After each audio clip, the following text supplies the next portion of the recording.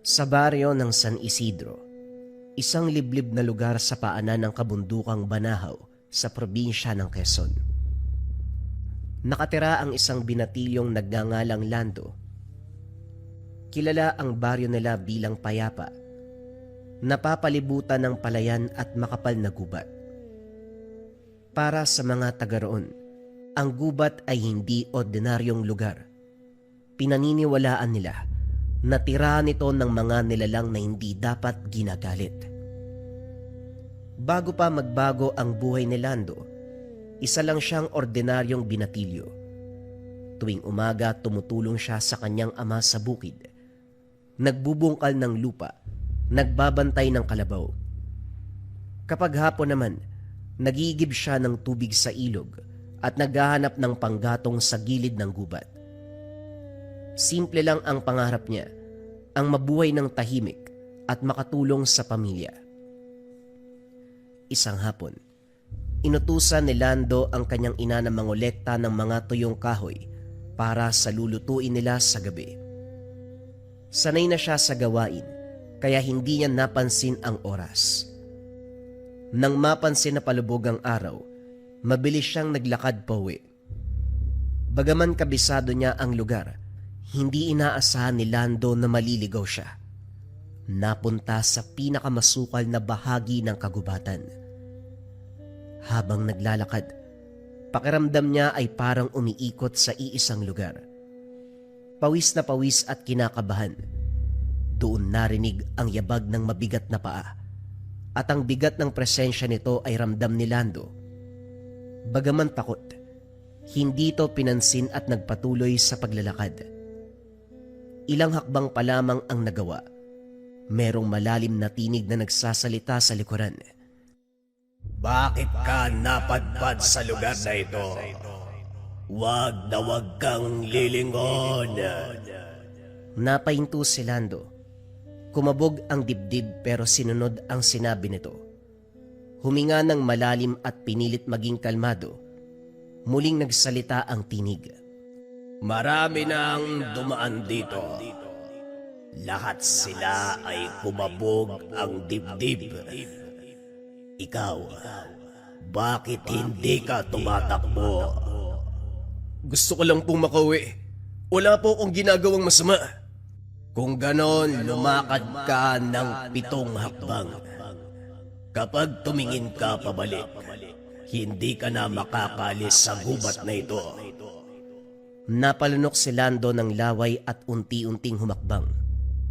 Bawat hakbang, bumibigat ang pakiramdam. Parang may nakatingin sa kanya at inaantay na magkamali. Pagdating sa ika-7 hakbang, doon na siya tumigil.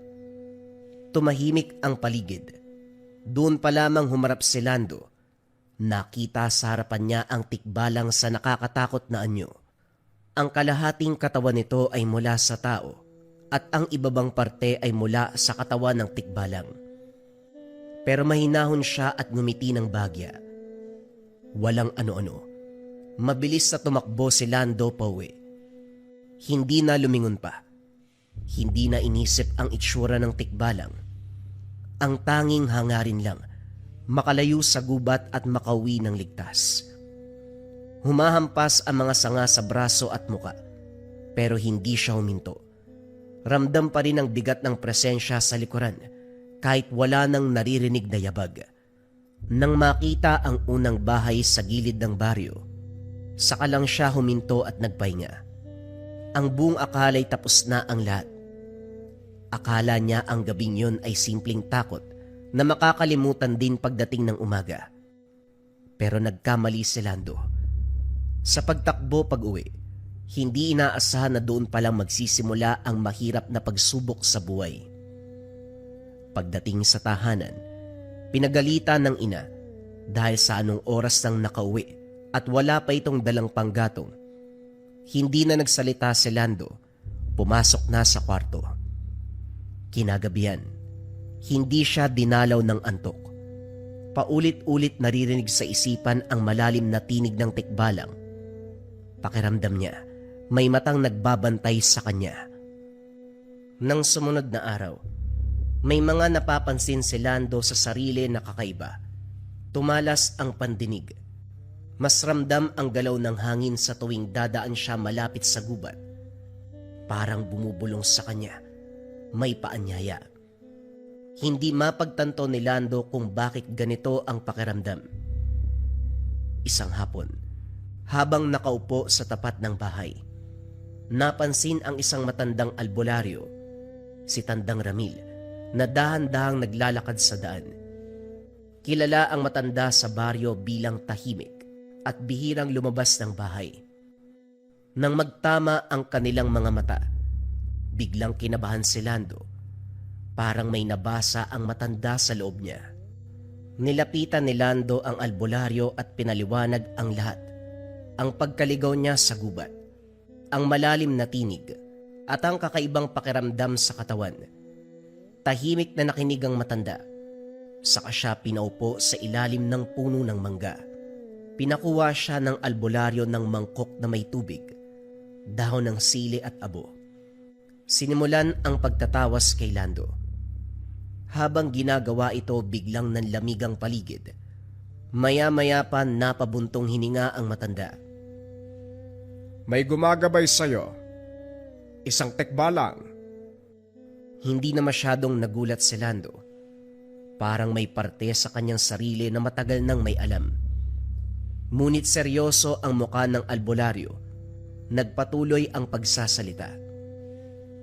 Hindi basta-basta ang dahilan kung bakit ka pinili. May darating na pagsubok. Kung papasa ka, saka ka lang magiging karapat-dapat na mapasa ilalim sa gabay ng tikbalang. Hindi kanya pinili para takutin o saktan, kundi dahil natuwa siya sa'yo. Dahil pinili mo siyang harapin at hindi ka nagpakita ng takot. Natahimik si Lando. Doon napagtanto na ang kanyang buhay hindi na babalik pa sa dati. Ang mga araw ng pagiging simpleng binatilyo unti-unti nang mawawala. Kapalit nito, isang landas na puno ng panganib at responsibilidad. Sa likod ng mga puno ng gubat, may isang nilalang na nakamasid, nag-aantay kung magiging karapat-dapat si Lando. Hindi nagtagal, dumating ang gabi na hindi niya makakalimutan. Habang tahimik ang buong baryo at halos patay na ang mga ilaw sa mga bahay, si Lando ay nakatambay sa labas ng bahay nila, patuloy na nagpapahangin. Naramdaman niya ang malamig na simoy, pumasok sa bakuran. Tumayo ang balahibo sa batok. Doon naalala ang sinabi ng albularyo, ang unang pagpapakita ng tikbalang, senyales ng unang pagsubok. Sa gilid ng bakuran, may anino sa puno ng kawayan na unti-unting lumilitaw. Dito na lumabas ang tikbalang. Hindi agresibo, tahimik lamang na nakatayo. Pero ramdam ni Lando ang bigat ng presensya. Hindi siya tumakbo. Sa halip humarap siya at inantay ang sasabihin nito. Hindi lahat ng tao ay pwedeng bigyan ng mutya. Hindi ito laruan. Kapag napunta sa maling tao, ito ay magiging susi ng kapahamakan. Pinaliwanag sa kanya, ang mutya ay may kapangyarihang magbigay ng lakas, tapang, bilis, at kakayahang makita ng mga nilalang sa dilim. Ngunit may kapalit itong responsibilidad at sakripisyo. Ang pagsubok mo ay hindi iikot sa pisikal na laban. Ito ay pagsubok ng puso. Inutusan ng tikbalang si Lando na pumunta sa isang bahagi ng gubat kung saan may batang umiiyak. Ngunit babala nito, ang bata ay hindi totoong bata. Isa itong anyo ng panlilin lang. Ang gagawin ni Lando ay simple lamang. Pipili siya. Malinaw ang bili ng tikbalang kay Lando. Kung tutulungan mo ang bata, kahit may nararamdamang kang takot, malalagpasan mo ang pagsubok. Ngunit kung tatalikuran mo siya dahil sa takot, hindi ka makakapasa. Narinig ni Lando ang iyak ng bata sa loob ng gubat. Nakita niya ang isang maliit na anyo na nakaupo sa ilalim ng puno. Nanginginig at umiiyak. Lumapit siya. Kahit nanginginig ang tuhod, alam niyang delikado, pero hindi niya kayang iwan ang bata. Habang papalapit siya, biglang nagbago ang paligid. Ang iyak ay naging halakhak. Ang anyo ng bata, unti-unting nag-iba. Humaba ang mga kuko. Namula ang mga mata at lumitaw ang pangil. Aswang! Aswang! Napatigil si Lando. Dito niya naintindihan ang tunay na pagsubok ng tikbalang. Ang bata ay hindi bata. Isa itong panlilin lang. Ngunit sa kabila nito ay hindi siya umatras. Sa halip na umatake o tumakbo, nagsalita siya. Kung sino ka man, hindi ako lalaban. Hindi rin kita iiwan kung may nasasaktan. Biglang tumigil ang aswang. Naglaho ang itsura nito. Muling bumalik sa anyong bata. Ngumiti hanggang sa nilisan ang harapan ni Lando. Hindi ito pagsubok kung gaano ka katapang sa laban. Ito ay pagtatansya kung kailan ka gagamit ng dahas at kung kailan ka gagamit ng puso. Kung umalis si Lando, siguradong hindi siya makakapasa. Kung nanakit siya dahil sa takot, siguradong babagsak din siya. Ang tunay na sagot ay manatili. Kahit takot, piliing wag maging halimaw. Kung minsan ang ating puso mismo ang nagiging daan upang mawala tayo sa sarili nating pagpapasya. Kaya naman sa ginawa ni Lando, nakapasa siya sa pagsubok. Hindi ka naging bayani dahil wala kang takot. Naging karapat-dapat ka dahil pinili mong maging mabuti kahit natatakot ka. Sa sandaling yun, yumuko ang tikbalang. Sinabi kay Lando na pwede niyang kunin ang ginintoang buhok. Tumayo si Lando. Hawak ang ginintoang buhok na binigay ng tikbalang. Hindi ka naging karapat-dapat dahil wala kang takot. Naging karapat-dapat ka dahil pinili mong maging mabuti. Ngayon, gamitin mo ang kapangyarihan na yan sa kabutihan at sa sandaling kailangan mo ko. Tawagin mo ang aking ngalan at ako ay darating. Matapos magsalita, unti-unting nawala sa harapan ni Lando na parang alikabok na natunaw sa hangin. Mula noon, bumalik si Lando sa araw-araw na pamumuhay kasama ang pamilya. Ang ama na si Mang Ernesto at ang ina na si Aling Celia, masayang nagtatrabaho at patuloy ang pagtulong ni Lando sa bukid. Pag-aalaga ng kalabaw, simpleng pamumuhay sa baryo. Ngunit hindi niya nakalimutan ang gabay ng tikbalang at ang responsibilidad ng hawak na mutya.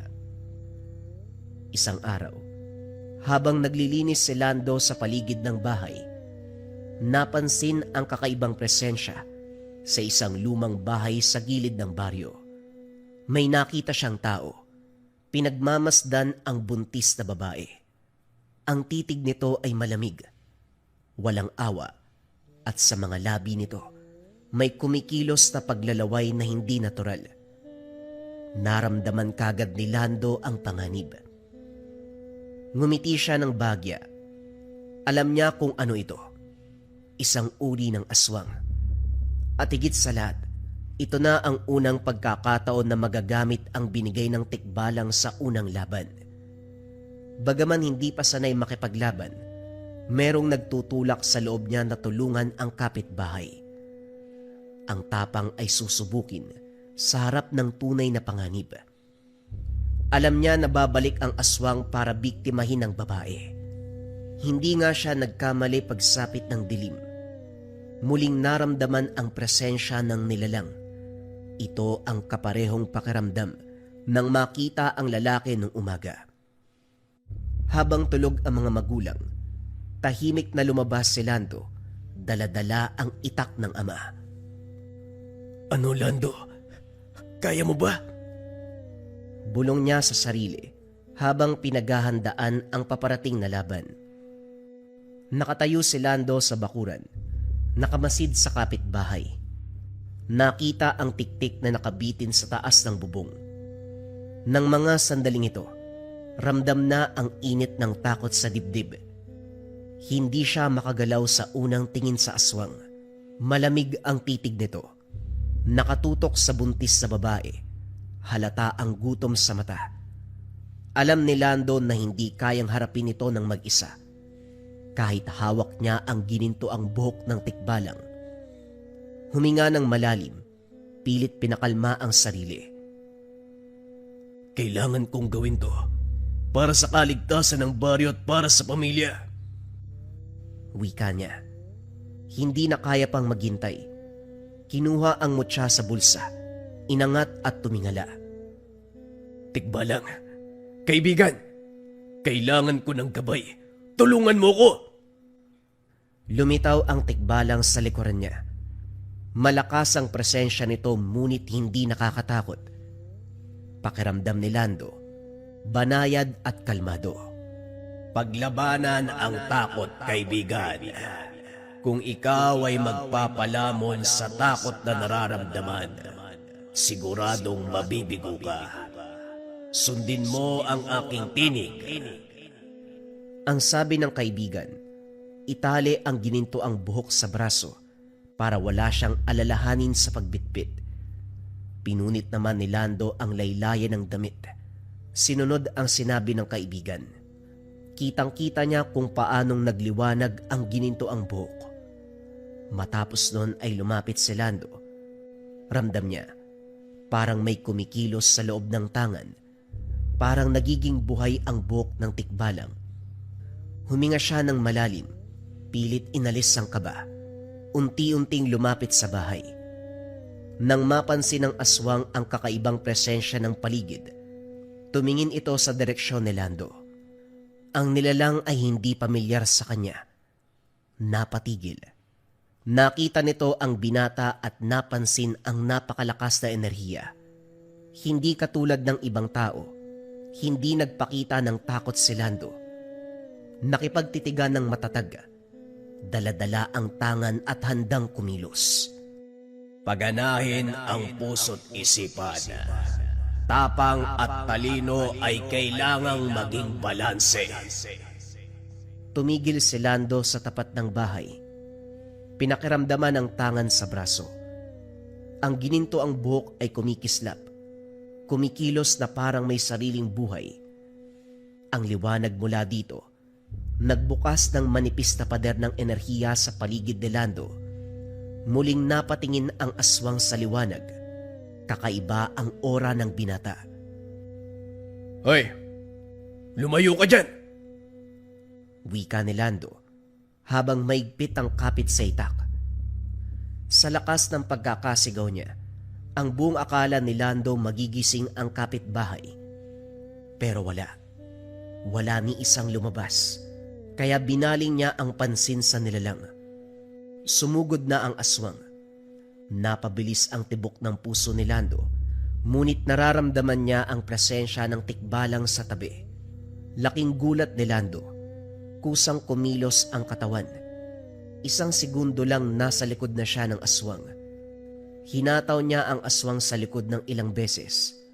Napaungol ang nilalang at napaurong. Ramdam ni Lando ang galit ng aswang, ngunit nanatili siyang kalmado. Yan ang dahilan kung bakit ka pinili. Hindi lamang lakas ng braso, kundi tapang at puso. Ngayon gamitin mo ang isipan. Gumawa ng hakbang, gawing liwanag ang mutya. Sinunod ni Lando ang sinabi. Humakbang siya sa gilid ng bahay. Pilit ginagabayan ang aswang palayo sa buntis. Sa bawat takbang niya kumikilos din ang mutya. Parang nakikinig sa kanyang isipan. Pinipigil ang aswang na sumugod ng diretsyo. Ang aswang ay napilitan ng umiwas, nanginginig at naguguluhan.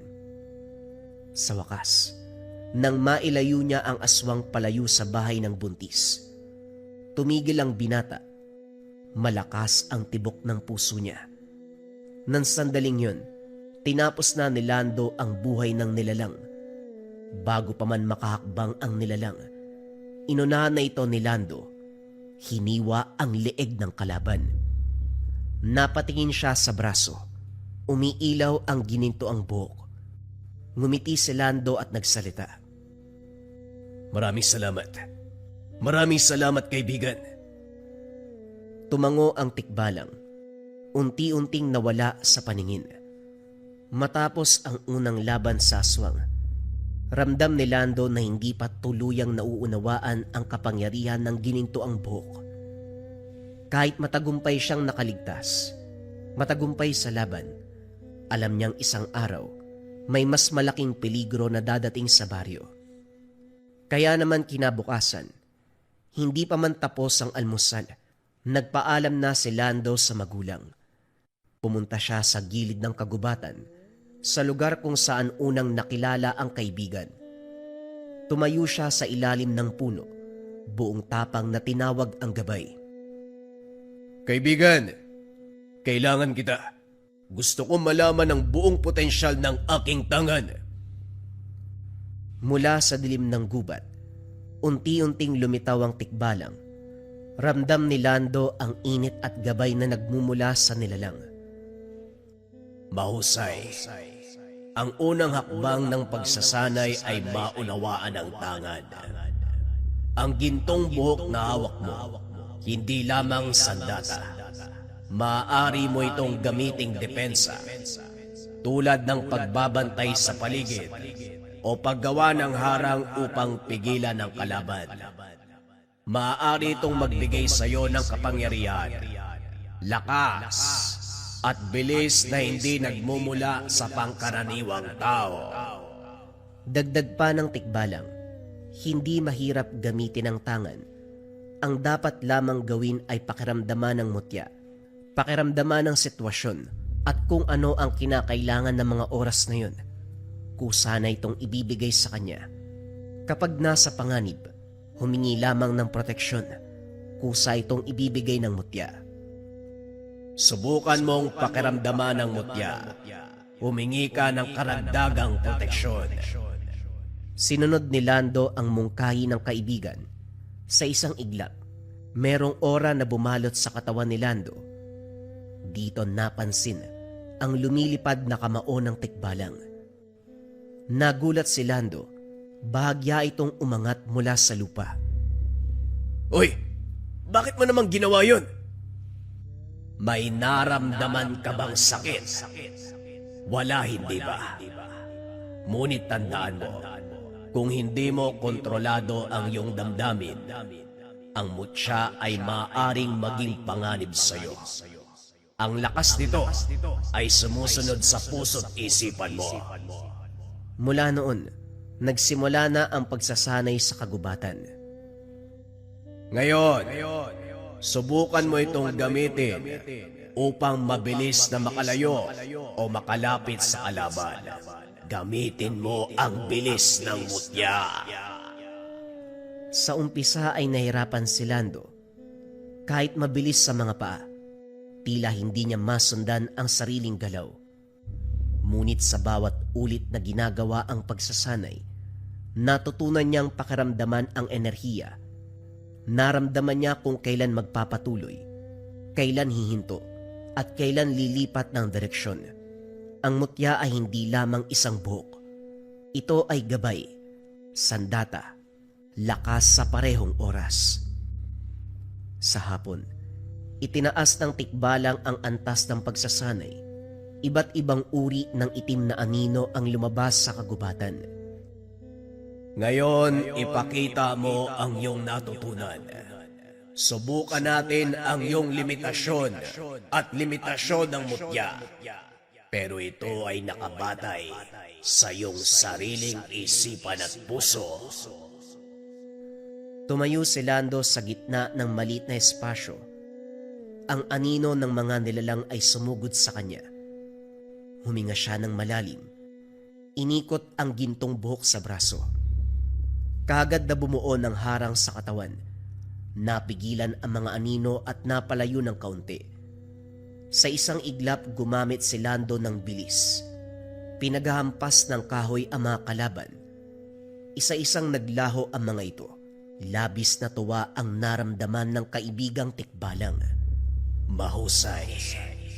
Hindi ako nagkamali sa pagpili. Mabilis kang matuto. Habang lumalalim ang gabi, natapos ang unang araw ng pagsasanay, pinahinga ng tikbalang si Lando sa ilalim ng balete. Pinaliwanag ang huling leksyon para sa araw na yun. Kagaya ng sinabi ko, ang iyong tangan kailangang gamitan ng isipan. Kaya kang bigyan ng bilis, lakas, ngunit dapat alam mo sa iyong sarili kung kailan ka gagamit ng mga kailangan. Ito ay nakadepende sa iyong isipan at puso. Kapag natutunan mo ang balanse, walang aswang, nilalang, o panganib ang makakagapi sa iyo. Pinisil ni Lando ang buhok. Ramdam niya ang init sa palad. Alam niya na marami pang araw ng pagsasanay ang darating. Mas mahirap na laban, mas malaking panganib sa baryo. Ngunit sa unang araw nito, naramdaman ng tiwala sa sarili. Hindi pa siya ganap na handa. Pero alam niya, nagsimula na siyang maging tunay na tagapangalaga ng baryo. Tinatanggap ko.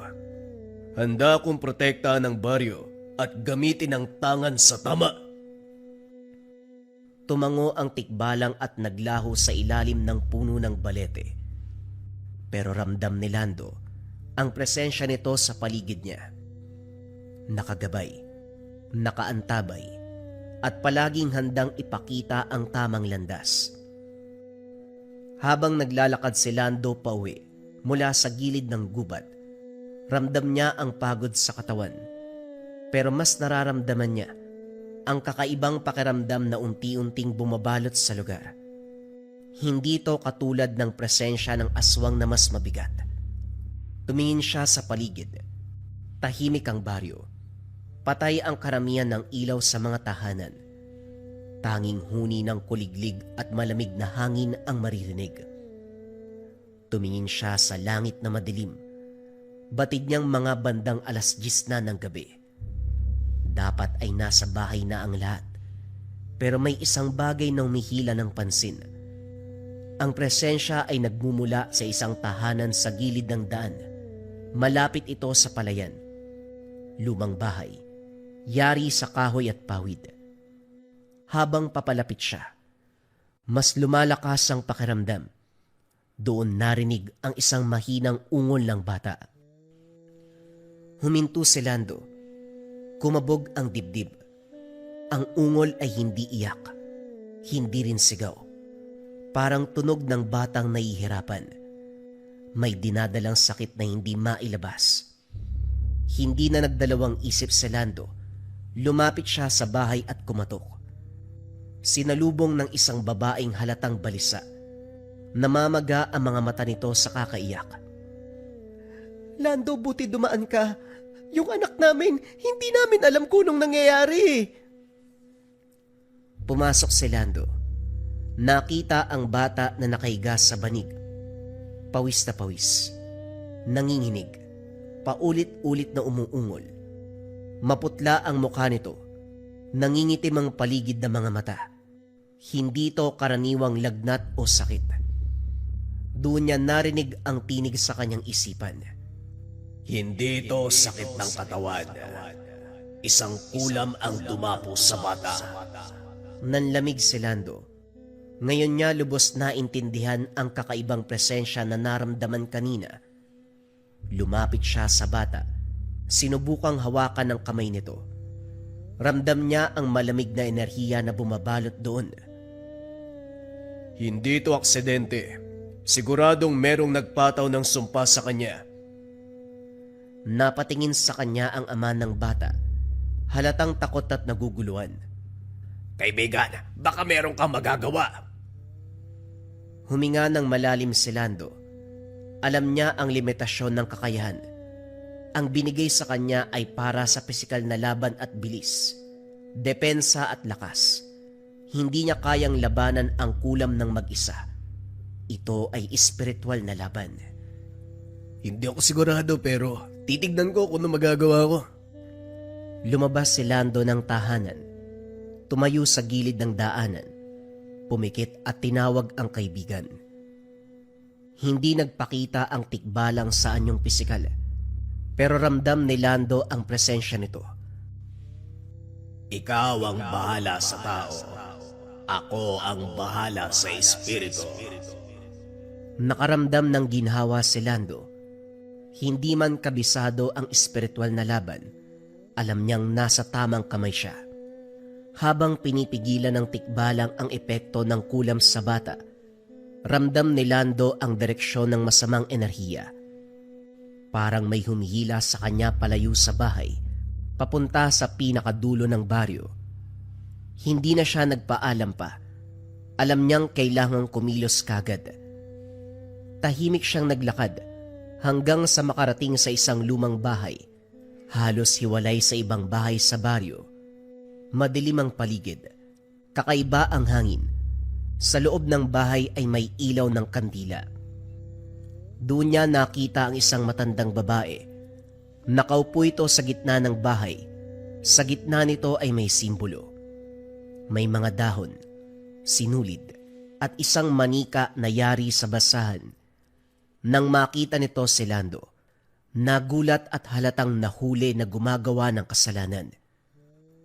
Sabihin mo sa akin, bakit mo ginagawa ang bagay na yan? Napatras ang matanda. Nanginginig ang mga kamay nito. Bibuelo na sana ng pag-atake si Lando, kaso nga lang nagsalita ang matanda. Mula lang sa away. Tinuruan ko lang ng leksyon ng bata. Nanlaki ang mga mata ni Lando.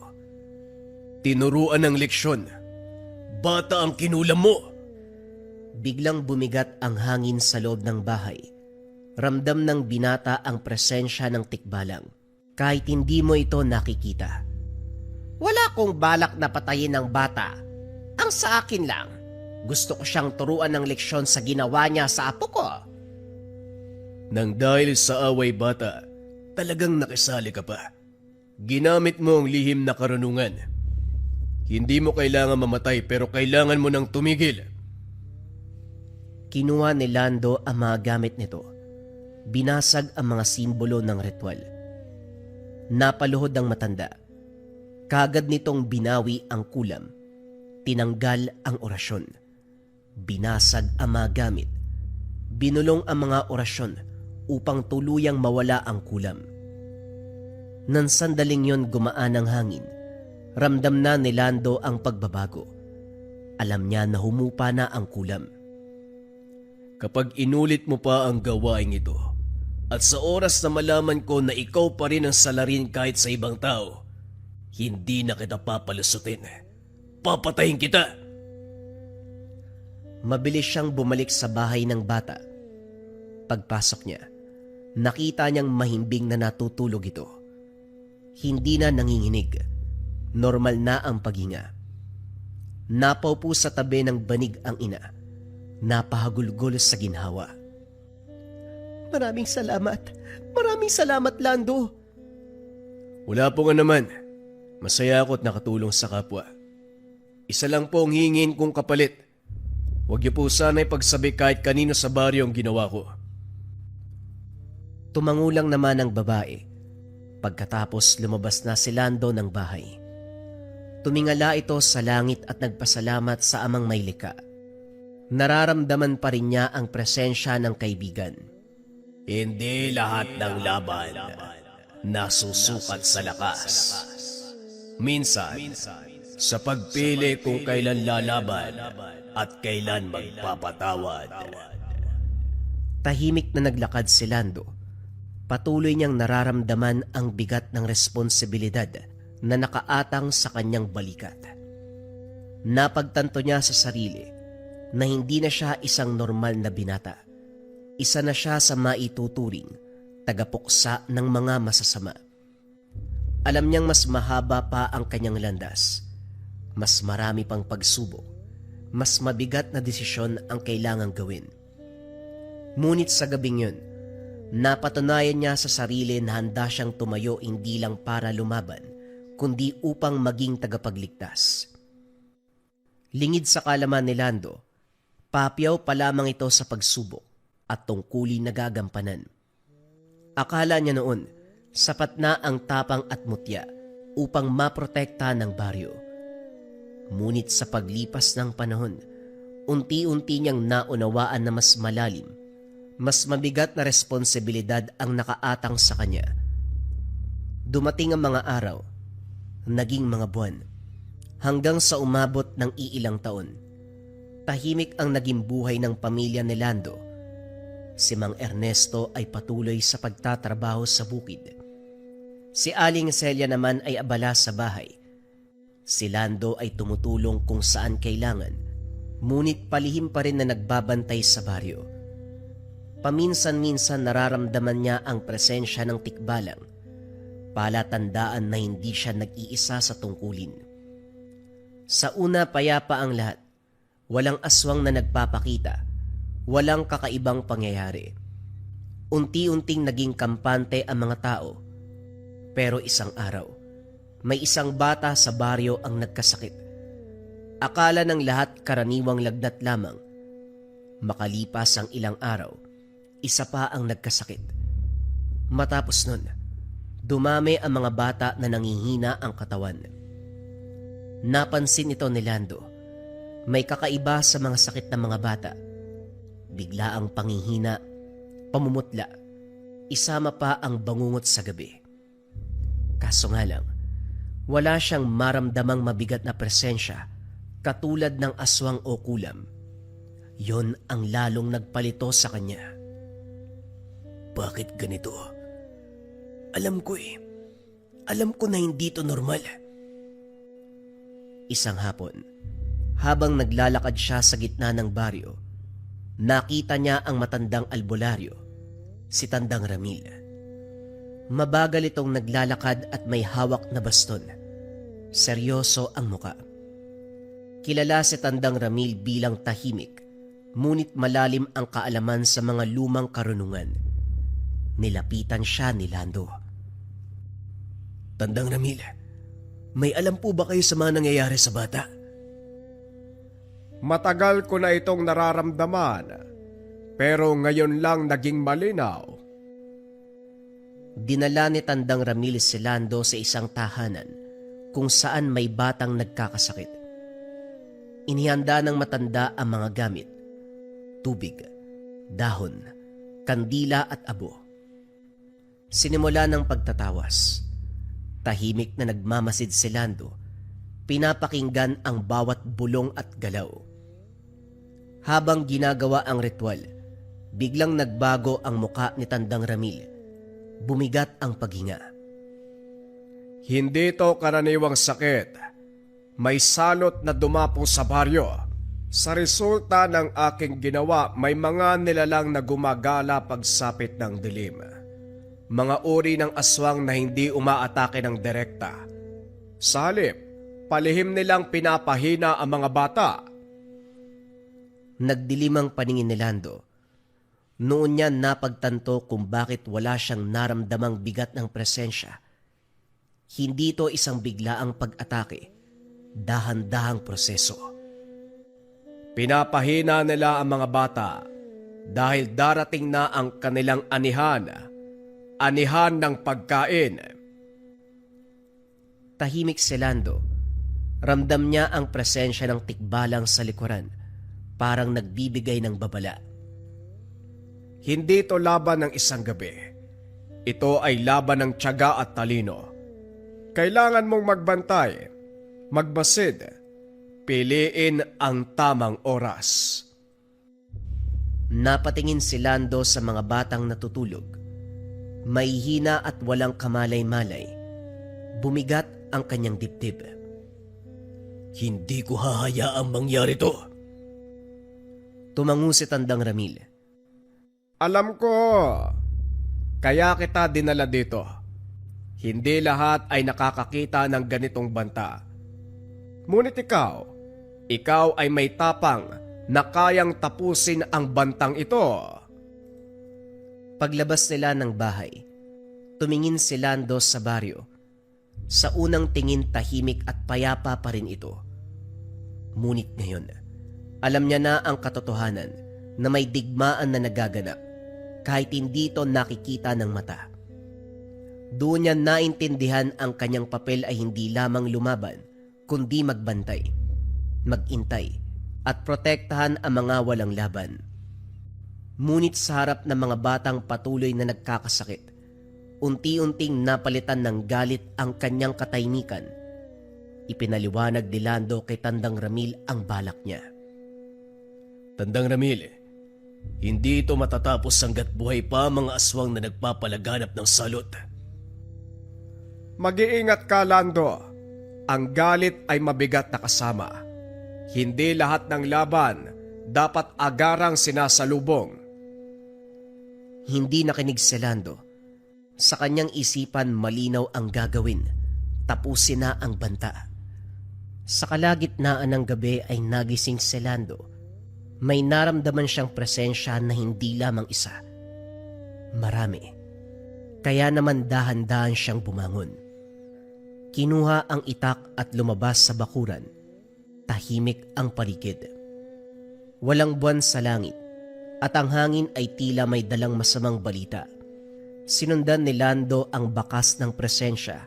Bawat hakbang ay maingat. Hindi nagtagal, nakita niya ang 4 na aswang na naglalakad papunta sa baryo. Mga anyong tao sa unang tingin, ngunit ang galaw nila ay kakaiba, na para bang hindi lumalapat ang mga paa sa lupa. Makikitang gutom ang mga mata. Hindi na inantay pa ni Lando na makarating ang mga ito sa unang bahay. Lumabas siya sa dilim. Hanggang dito lang kayo! Wika ni Lando. Kasabay nun, naramdaman niya ang bigat sa likuran. Lumitaw ang tikbalang. Tahimik ngunit handang lumaban.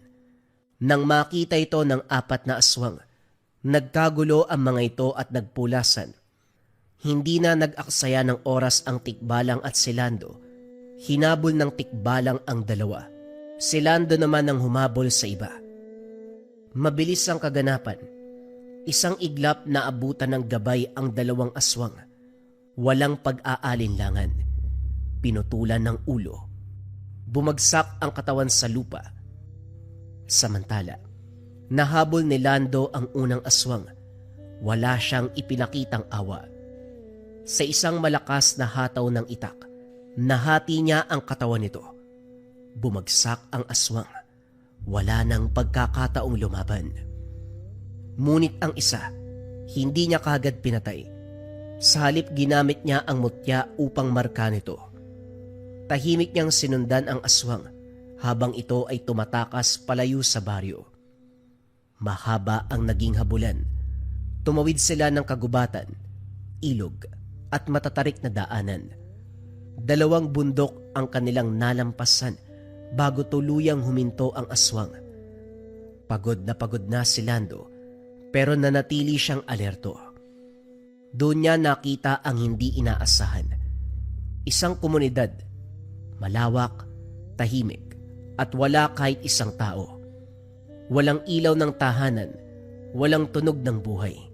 Ngunit nararamdaman niya ang presensya ng marami. Hindi tao ang mga nakatira doon, kundi puro aswang. May mga bahay na parang normal sa unang tingin, ngunit sa loob ay may mga nilalang ng dilim. Dito nila nilulungga ang kanilang lahi. Dito nagmumula ang salot na dumapo sa baryo. Nagtago si Lando at nagmasid. Sa unang pagkakataon, nakaramdam siya ng bigat sa dibdib. Hindi dahil sa takot, kundi dahil sa dami ng kalaban. Pumasok sa isip niya si Tandang Ramil.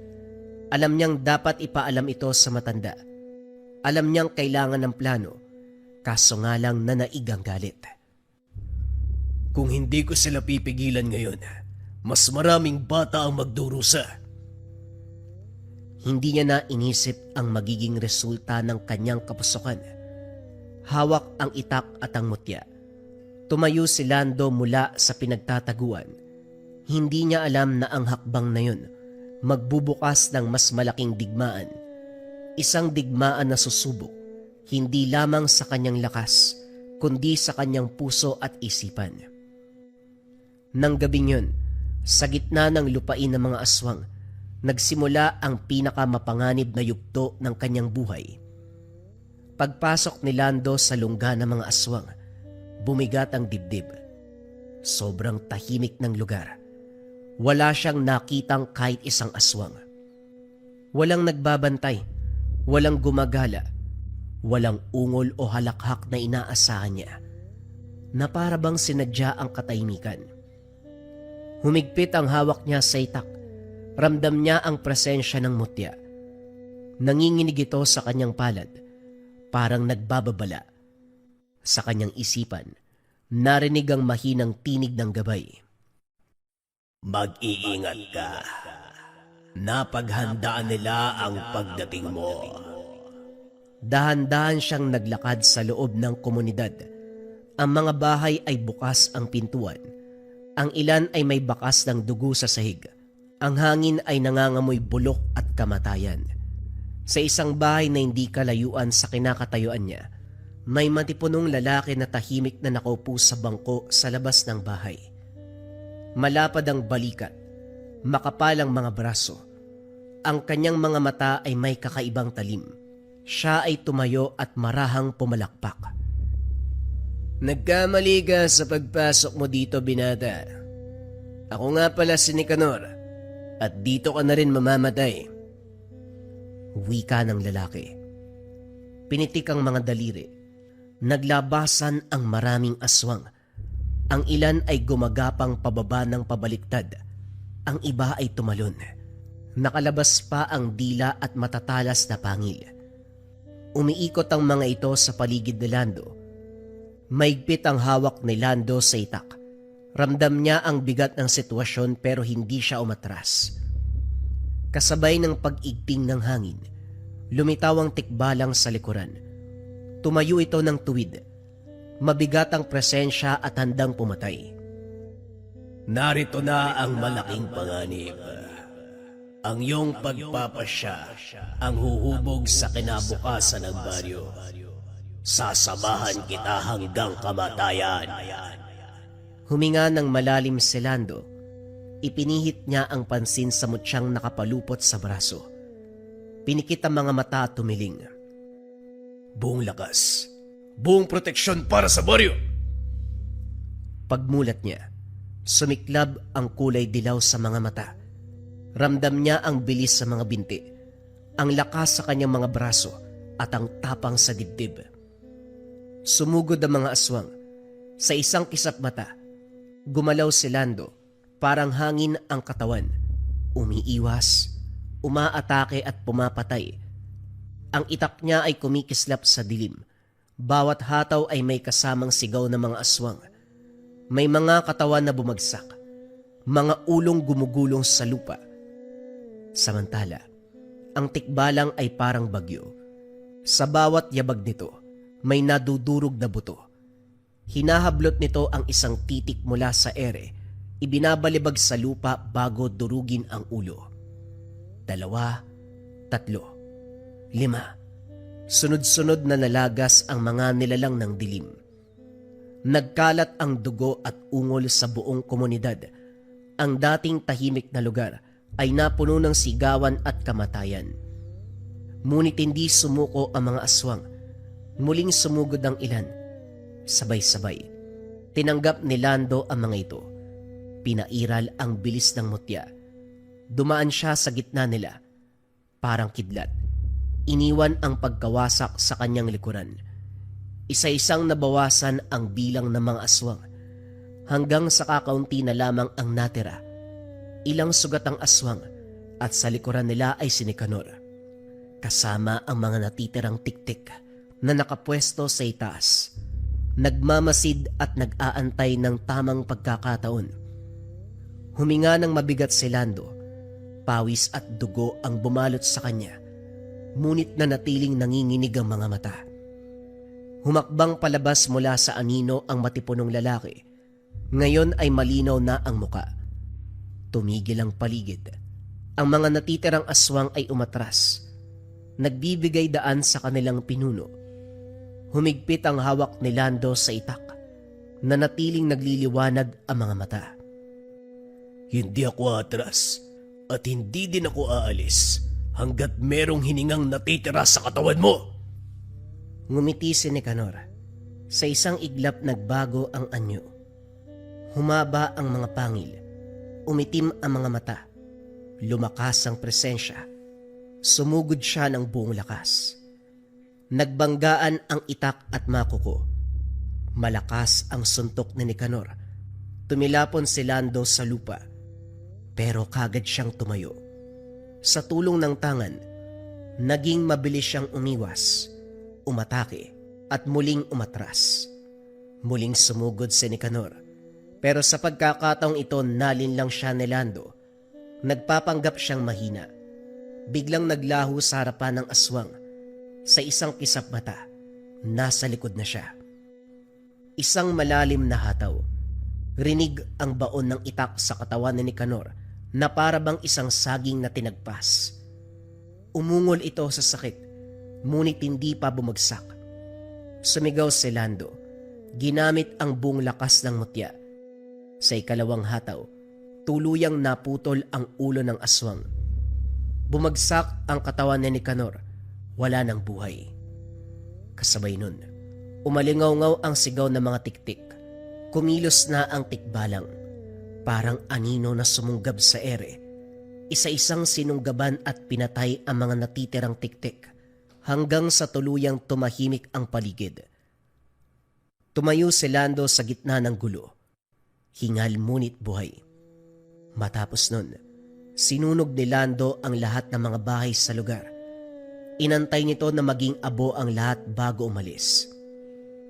Habang papaalis sa baryo ng mga aswang, ang pagsilang ng haring araw sa buong kalupaan, iilang hakbang pa lamang ang nagagawa nito. Nawala ng ulirat si Lando. Paggising ay nakita ang sarili sa bahay ni Tandang Ramil. Napabangon ng maalala ang mga magulang at baka pagalitan siya ng mga ito. Nakita ang mga magulang sa labas ng kwarto. Nakangiti. Tila alam na kung ano ang nangyayari. Kinalto ka naman si Lando ng matanda.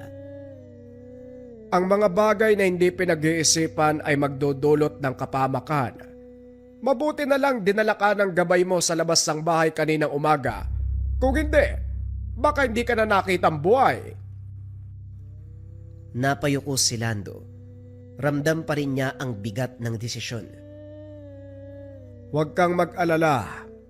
Naipaliwanag ko na sa mga magulang mo. Alam na nila ang katotohanan. Sa ngayon, dumito ka muna.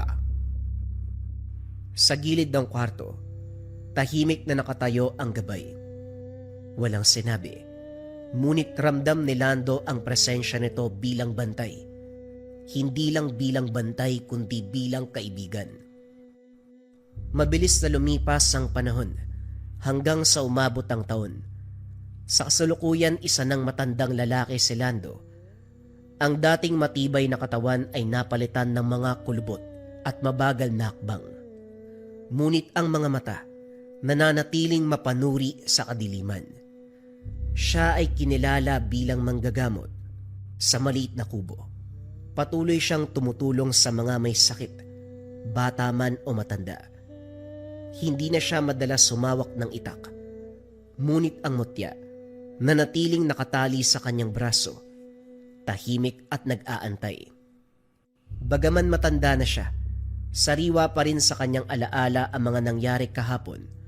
Ang sigaw, ang dugo, ang mga nilalang ng kadiliman.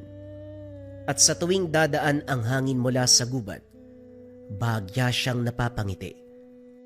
Dahil alam niya, may mga bantay na hindi nakikita at ang tungkulin ng isang tagapangalaga kailanman ay hindi natapos. Naway nagustuhan ninyo ang kwento ni Lando, ang taong nabiyayaan ng gintong buhok ng tikbalang. Mga kabayan, hinahanap niyo ba ako sa Facebook? Narito ang Facebook page ko. Mga kabayan, kung interesado rin kayo makakuha ng mga medalyon, bracelet pang proteksyon, pampaswerte, pang kalusugan, diyan ako namimigay sa ating Facebook. Basta mag-follow lang kayo, antayin nyo yung mga post kung paano makakasali sa raffle kasi nagbibigay din ako ng cash prize, mga pangbigas, yan. Basta naka-follow kayo sa ating Facebook page, sundin nyo lang kung anong kailangan doon sa post. Follow na mga kabayan.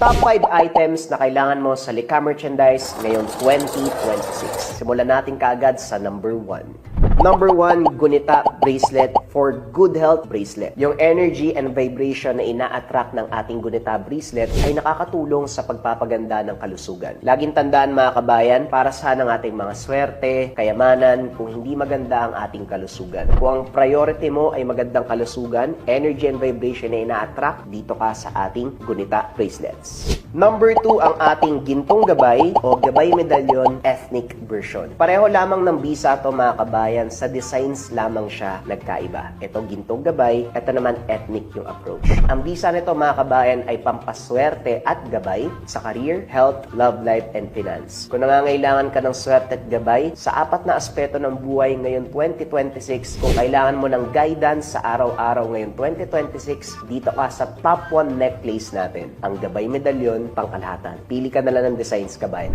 Number 3, syempre hindi mawawala ang depensa spiritual mga kabayan. Meron tayong kalusugan at gabay sa araw-araw pero kailangan din natin ng depensa spiritual. Kontra sa lahat ng negative energy, kontra kulam, barang, tigalpo, palipad hangin, usog o kahit anong masamang uri ng sumpa. Ito ang Maracuyo Bracelets mga kabayan. Nandito din yung tinatawag nating rebuelta or sumbalik. Kung ano man yung sumpa na ibinigay sa inyo, ibabalik doon sa taong nagbigay. Kaya sobrang trending ng ating Maracuyo. May 4 na kulay kang pagpipilian. Pwede tong lava na may gintong San Benito, pwede tong white na may gintong San Benito, pwede tong brown na ethnic version at black na ethnic version. Pili ka na lang, kabayan ko.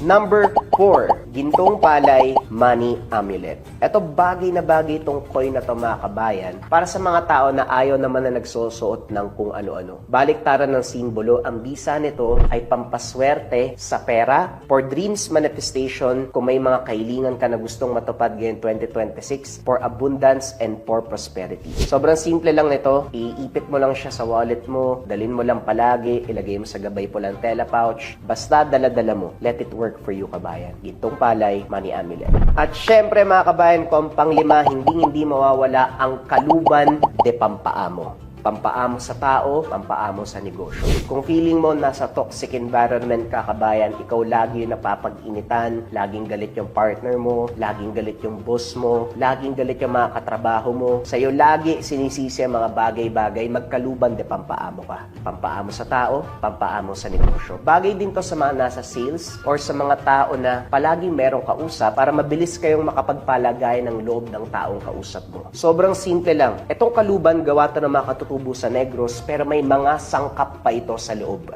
Dadalin mo lang kabayan. Let it work for you. Lagay mo sa bag mo, lagay mo sa bulsa mo, basta dala-dala mo lang palagi. Yon ang ating top 5 items na kailangan mo ngayon 2026 sa Lika Merchandise. Kung interesado ka kabayan, pwede mo i-click yung yellow basket sa baba. Pero if ever na walang yellow basket, i-search mo lang ang shop ng Lika Merchandise. Ingat sa